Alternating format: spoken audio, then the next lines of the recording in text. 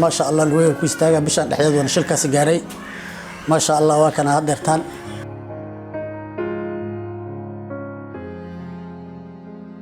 محمد قعل علسو وأبو كشقيني حرفة الدراولنimo in ka badan 15 sano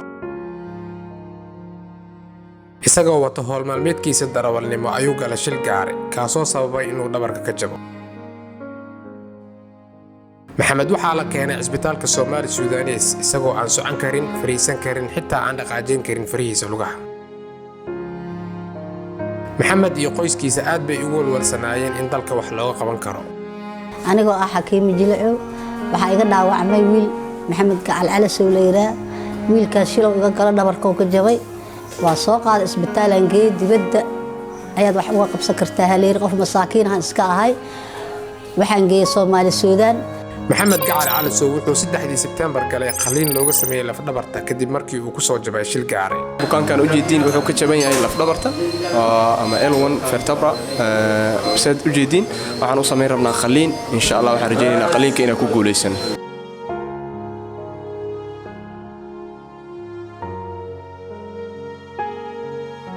qaliin kadib qaliinkiisa 4 September maxamed waxa isla markiiba loo bilaabay in la istaajiyo la socodsiyo loona sameeyo jimicsi si uu awoodo inuu lugihiisa ku socon karo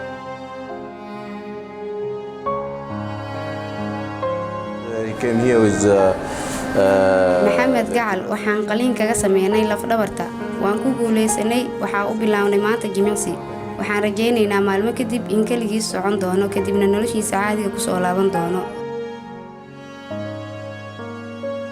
toddobaad kadib qaliinkiisa 10 September waa maalintii ugu dambeysay uu maxamed gacal ka baxayo isbitaalka Soomaali Suudanees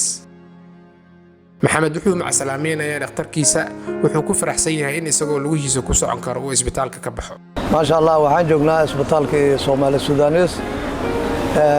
waxaan nahay wiilkii Maxamuud Gacal waalidkiisa nahay waxaan fursad ka helnay wiilkiina oo dhiban oo dhabarka ka dhiman Soomaali Suudanees iyakaan qaabilay ما شاء الله wiilkii hadda saadareemaysiin dhaqdhaqaaq fiican oo dhalay asal lugiisa ku socda asaaf maaragtay istaagayo fadhiisaya waxaan keenay asagoo kor loo qaadaya waxaan keenay asoo isgidi karin si walba hadda alxamdulillah rabbil caalamiin isbitaalkaana qaabilay qaliinkiina waa ku guuleysay ما شاء الله isbitaalkuna waa Soomaali Suudanees waa 29 September waxaan soo booqanay maxamed gacal calasow maanta maxamed wuu caafimaad qabaa lugihiisa ayuuna ku socdaa wuxuuna la nool yahay qoyskiisa anigoo maxamed gacal ah anigoo shaqo safar ku jiro bishaan dhexdeeda horaanta baawra ila gadoomay laf dhabartaan ka jabay isbitaallo badan aan tagay waxba kama qaban karnaa la yiri dalka dibadiisa wax loo qaban karaa la dhahay kadib isbitaalka Soomaali Suudanees aan tagay ما شاء الله دكتور محمد عبد الكريم الله كل مي أنا وحكي قبكر أو كل تعالى ويري dadkanu waxay dhahay dalka wax walba ma qaban karo oo tood